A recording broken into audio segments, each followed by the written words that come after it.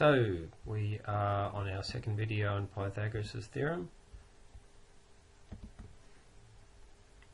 So the theorem of Pythagoras says that the square of the length of the hypotenuse is equal to the sum of the squares of the lengths of the other two sides.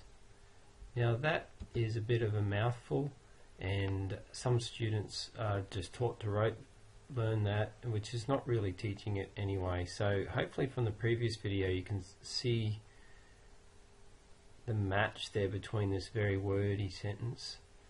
Let's break it down to make sure you can. So remember, in the previous video we squared side A, side times side in this case is A times A, because if we make it a square they're all A, aren't they?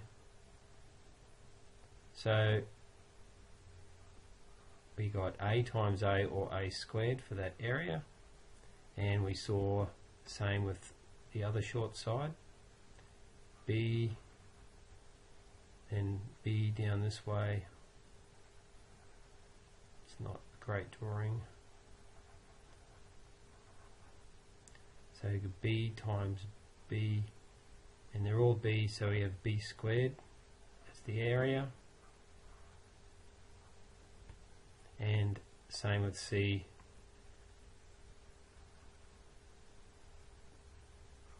C times C is C squared to make it a square. Very rough drawing, but you get the idea, and you watched the previous video. So when I cut up A squared and B squared, cut them out of the paper and pasted them, they sat over the top of C squared.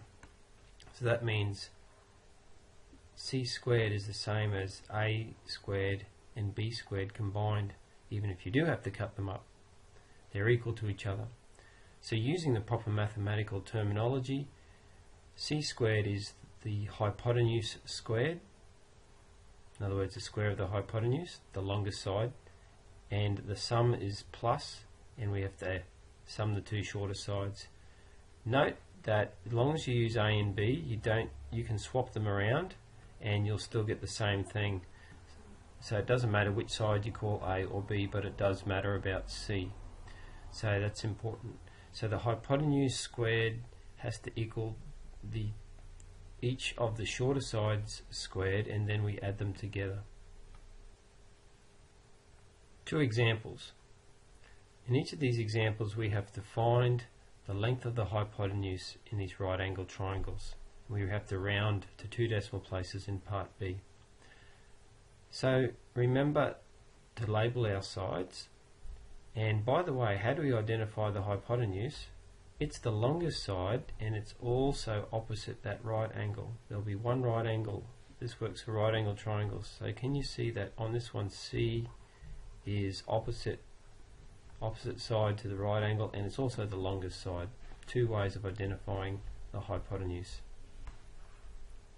We can see in A, I've made a little start.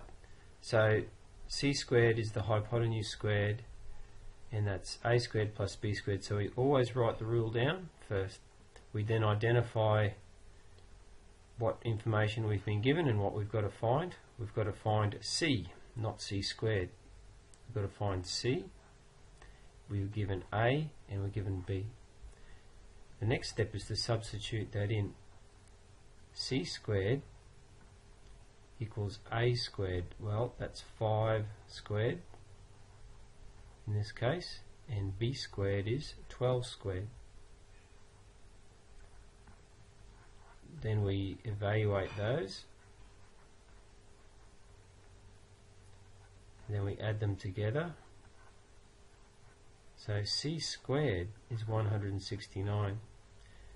To undo a squared, we have to take the square root. We're only after positive values. So in this case, the answer is going to be positive 13. Let's assume that they're in centimetres.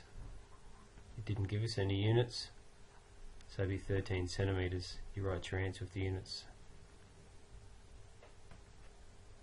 In part B, I've written the rule down.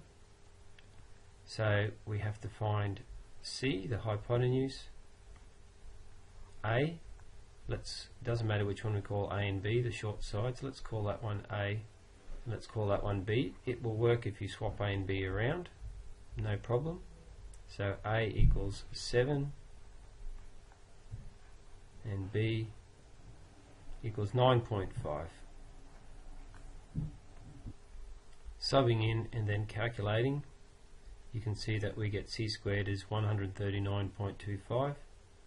We then take the square root to find what we need to find, which is C. So it's the square root of 139.25.